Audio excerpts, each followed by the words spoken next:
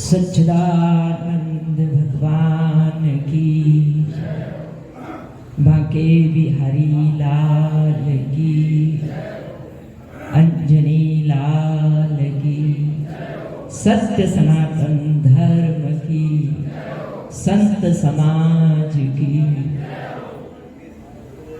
ओम तत्सत परमात्मने नमः। श्री कृष्णाय परब्रह्मणे नमः। ओम सहनाववतु सहनौ भुनक्तु सह वीर्यं करवावहै तेजस्विनावधीतमस्तु मा विद्विषावहै। ओम अखंड बोधाय शिष्य संतापहारिणे सच्चिदानंद रूपाय तस्मै श्री गुरुवे नमः।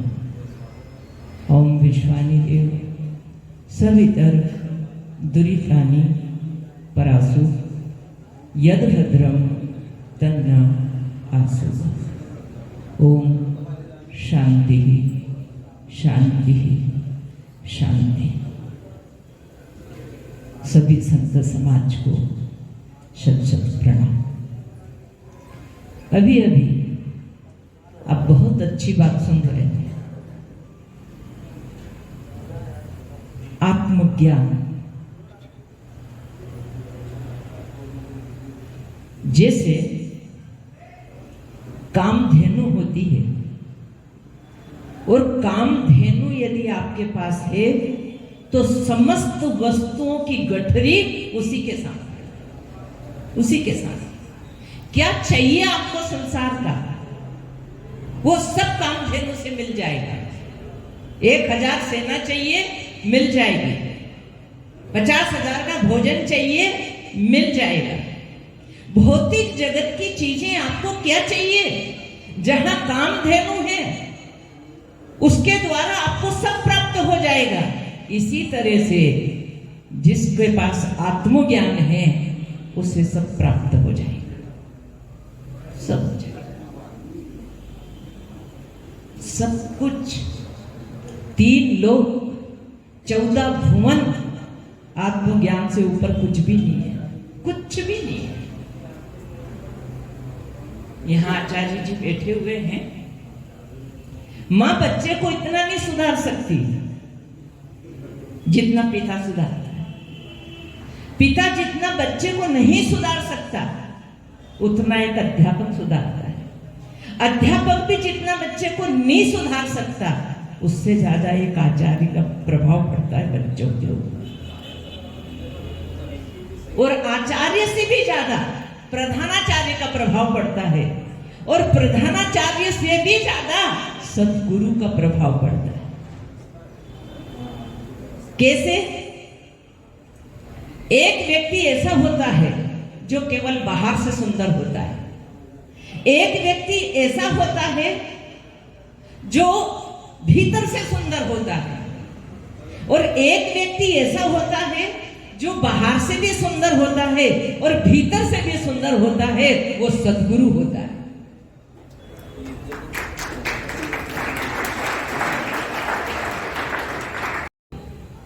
क्योंकि सद्गुरु को जब बोध हो जाता है तो उसका रूपांतरण भीतर से बाहर हो जाता है, वो अंदर से ही शुद्ध हो जाता है। इसलिए वो अंदर से भी शुद्ध है, बाहर से भी शुद्ध है, वो सद्गुरु है। और ऐसे के शरण में और ऐसे के चरण में हमारा भाग्य बन जाता है। मैं अंगूठा टेक थी, मैं अपनी ही बता रही हूं। 8वीं पढ़ना कोई बड़ी बात नहीं है। और मेरे गुरु सर्वतंत्र स्वतंत्र महामंडलेश्वर स्वामी ब्रह्मानंद जी थे। पूरे जीवन जिन्होंने अध्ययन किया है, वेद शास्त्र विशारद, गीता रामायण भागवत ऐसे रखे थे जैसे हाथ में आंवला रखा, ऐसे रखे थे। उन्होंने इतना ही कठिन तपस्या की और प्रसाद मुझे दे दिया, बना बनाया दे दिया। ये होते हैं सद्गुरु। इसलिए दुर्योधन का जो मार्गदर्शक है वो कौन है? शकुनी। दुर्योधन किससे पूछ के काम करता है? शकुनी से पूछ के करता है, और जो शकुनी के मार्गदर्शन में चलता है उसका क्या परिणाम होता है ये आप सब जानते हैं। अर्जुन क्या है? वो भगवान श्री कृष्ण के मार्गदर्शन में चलता है। जो भगवान कृष्ण कहते हैं उस तरह से करता है अर्जुन अपने जीवन का निर्वाह, तो परिणाम क्या आता है? इसलिए ये देखना होगा कि आपका मार्गदर्शक कौन है। जरा सी बुरी संगति कैकेयी को मिल गई है ना, थोड़ी सी देर जरा से मंथरा के विचार हावी हो गए तो क्या परिणाम आया? क्या परिणाम आया ये आप सब जानते हैं। एक संगति क्या कर सकती है? दुनिया में काला मुंह कर सकती है, और एक संगति क्या कर सकती है? तुम्हें दुनिया में सबसे ऊपर ऊंचा उठा सकती है। यही तो सत्संग है। आप सुन रहे ना कि सत्संग करता क्या है? पापी को पुण्यात्मा बना देता है। यहां हम पुण्य कमाने आए और पुण्य की पूंजी बढ़ा के रखना। यशोदा ने इतना पुण्य बढ़ाया था कि वो नंदलाल यशोदा की गोद में आ गया था, है ना। कोई कहता है मुझे माल की गर्मी है, कोई कहता है मुझे खाल की गर्मी है, कोई कहता है मुझे ढाल की गर्मी है। अरे एक बार नंदलाल की गर्मी भी तो महसूस करके देखना। इंसान दो तरह से पावरफुल बनना चाहता है। एक व्यक्ति पावरफुल बनना चाहता है डिग्री प्राप्त करके,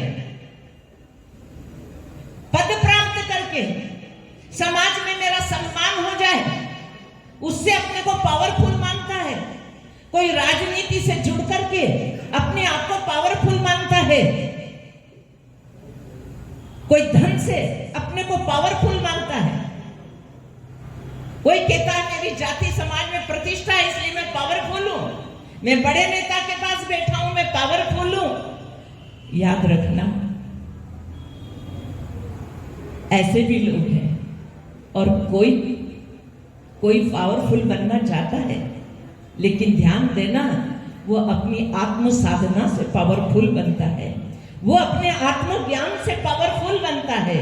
और जिसे आत्मज्ञान प्राप्त हो जाता है वो विराट से एक हो जाता है, और जो विराट से एक हो जाता है उसके द्वारा पूरे विश्व की सेवा होती है।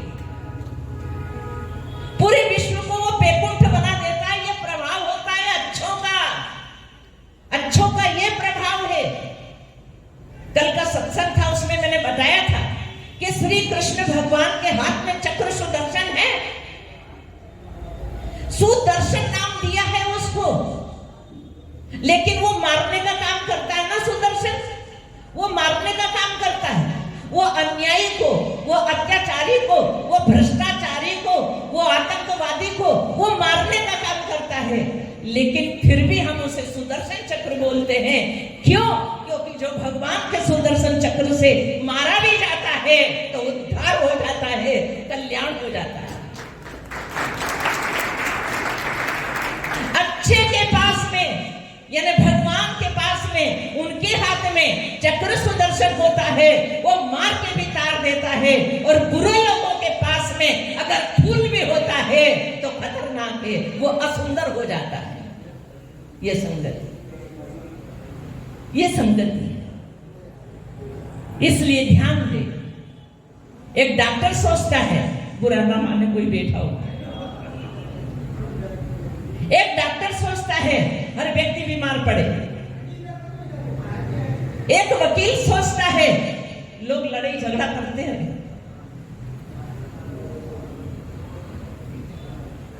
एक सिपाही सोचता है लोग जुल्म करते रहे। बात ज्यादा मैं नहीं बढ़ाऊं।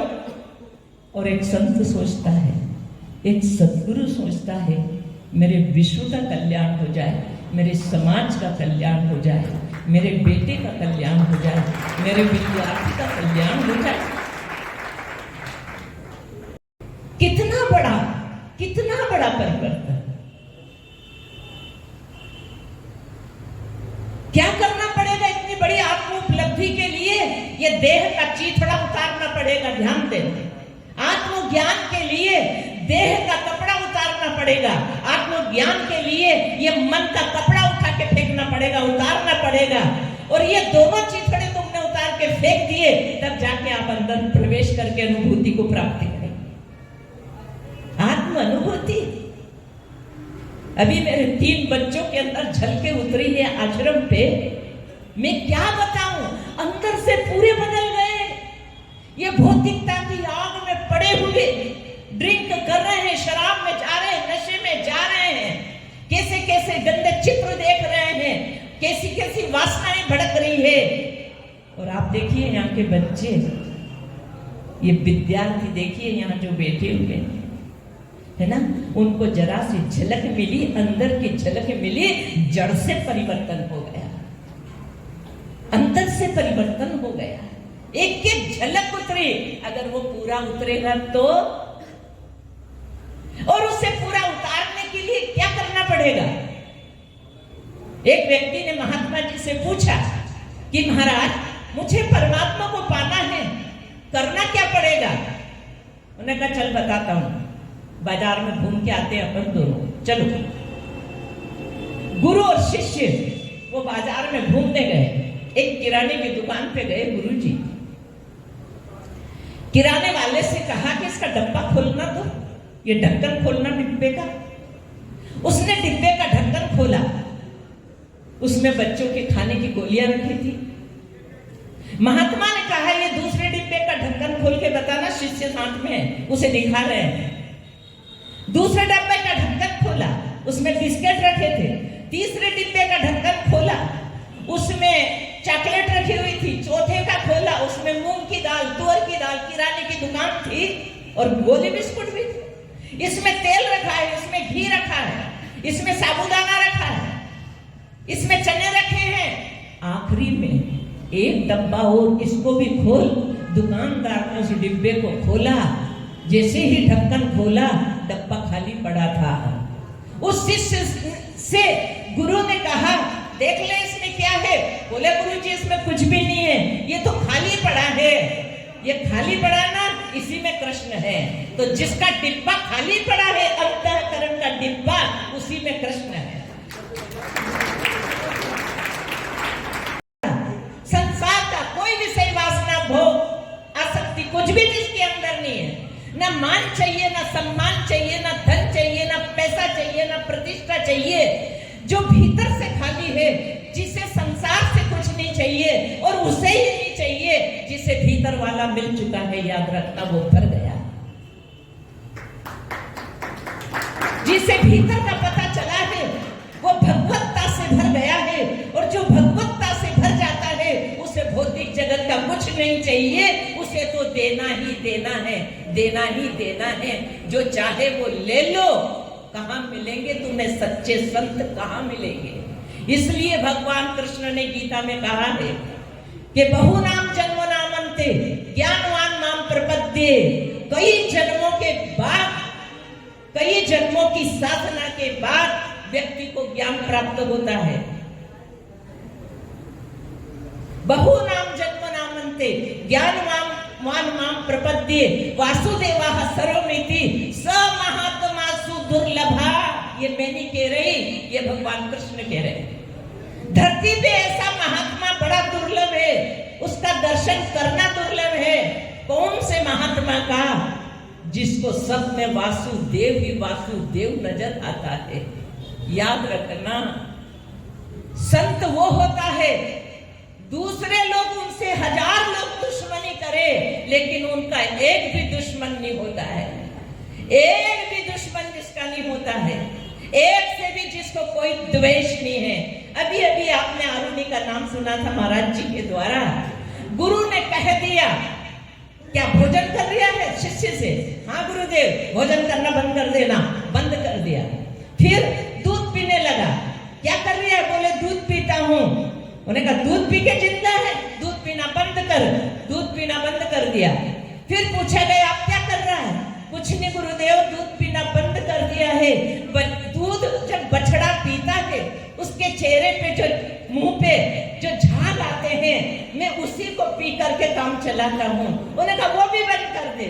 वो भी बंद कर दिया। आखिरी में भूख के कारण लिए शिष्य ने पत्ते खा लिए, आंखों से अंधा हो गया, और अंधा हो गया तो कुएं में जाके गिर पड़ा। जैसे ही वो कुएं में जाके गिरा, और गुरु ने आवाज लगाई कि कहां हो तुम आरुणी, कहां हो? उन्होंने कहा गुरुदेव मैं कुएं में पड़ा हुआ हूं। गुरुदेव जाते हैं और कुएं से बाहर निकालते हैं और गले से लगा लेते हैं और ब्रह्म ज्ञान की विद्या दे देते हैं।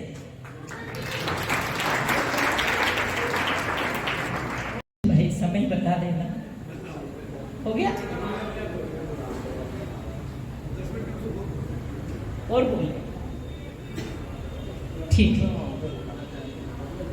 जिसका बचपन प्रबुद्ध हो, आचार्य जी बहुत अच्छा काम कर रहे हैं, क्योंकि बच्चे के बचपन को प्रबुद्ध बना रहे हैं। और जिसका बचपन प्रबुद्ध होता है उसी की जवानी शुद्ध होती है, ध्यान देना। और जिसकी जवानी शुद्ध होती है बुढ़ापा उसी का सिद्ध हो जाता है। बुढ़ापा आते आते वो सिद्ध अवस्था को प्राप्त कर लेता है। लेकिन उसके लिए ये जीवन भर की साधना चाहिए, जीवन भर की साधना चाहिए। तो एक सेठ जी थे और एक गरीब व्यक्ति था, और दोनों ही मंदिर जाते थे, जाना चाहिए। मैं तो धन्यवाद देती हूं पंडित मिश्रा को, जिन्होंने लोगों को भगवान से जोड़ दिया, मंदिर जाने लगे, है ना। उन्होंने कहा जाओ शिव जी को जल चढ़ाओ, फूल चढ़ाओ, पुष्प चढ़ाओ। अरे आज बच्चा जा रहा है और शिव जी पे जल चढ़ाएगा, वो दारू की बाटली नहीं उठाएगा। जो शिव जी को अगरबत्ती लगाएगा वो बीड़ी सिगरेट नहीं पिएगा। जो शिव की पूजा करेगा वो जर्दा पाउच नहीं खाएगा। कम से कम ये तो संस्कार आएंगे। अभी की बात है, ध्यान देना।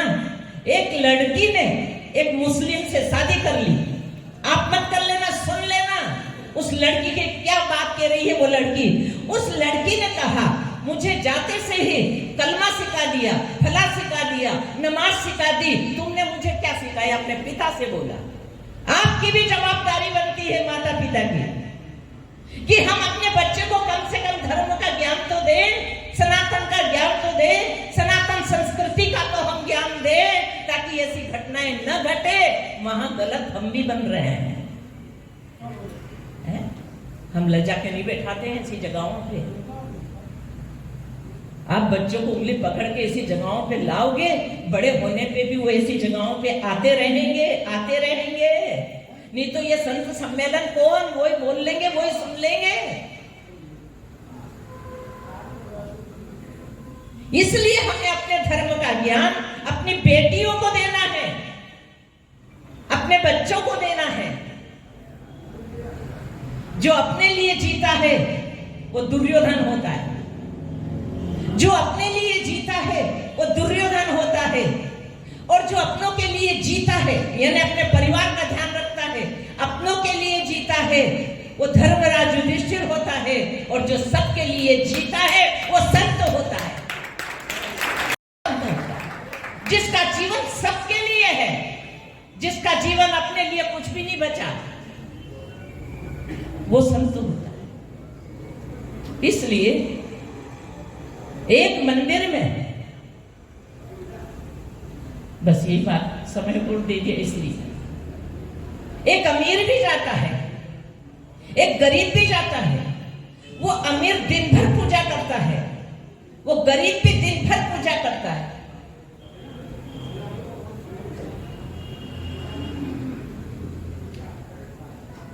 बड़े लंबे समय से दोनों मंदिर जाके पूजा करते हैं।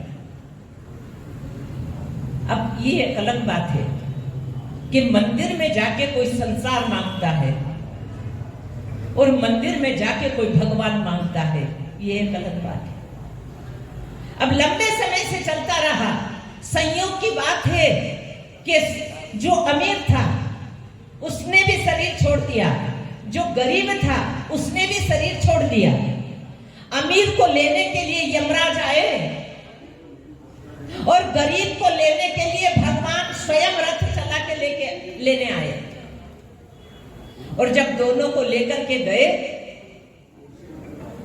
तो अमीर ने कहा कि पूजा मैं भी करता था, पूजा गरीब भी करता था, आप गरीब को तो रथ में बिठा के लाए हो और मेरे लिए यमराज भेज दिया। तब भगवान ने कहा, तूने केवल अपने लिए जीवन बिताया, मुझे ये चाहिए 10 है गाड़ी तो 20 हो जाए, 10 प्लेन है तो 50 हो जाए, 10 लाख है तो 50 लाख हो जाए। तूने केवल अपने लिए मांगा है, अपने लिए चाहा है। जो अपने लिए जीता है वो मर जाए तो अच्छा है, जो औरों के लिए मर जाता है वो अमर हो जाता है।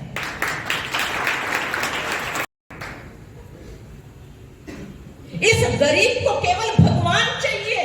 और मैं आपसे कहती हूं, अगर भगवान तुम्हें मिल गया सब पर्याप्त हो जाएगा, पर्याप्त हो जाएगा।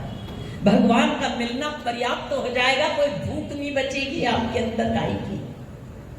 तो गरीब भगवान को चाहा था, उसने मुझे चाहा था, और तूने तो अपने लिए चाहा था, मुझे ये मिले, ये मिले, ये मिले। तो याद रखना, जीवन केवल अपने लिए है तो यमराज के पाले पड़ोगे, और जीवन अगर समाज के लिए है, धर्म के लिए है, राष्ट्र के लिए है, तो भगवान से अमृत लेके तुम्हें लेने के लिए आएंगे। ठीक। ओम शांति शांति शांति। धर्म की हाथ ऊपर उठा के। क्यों उठाना चाहिए?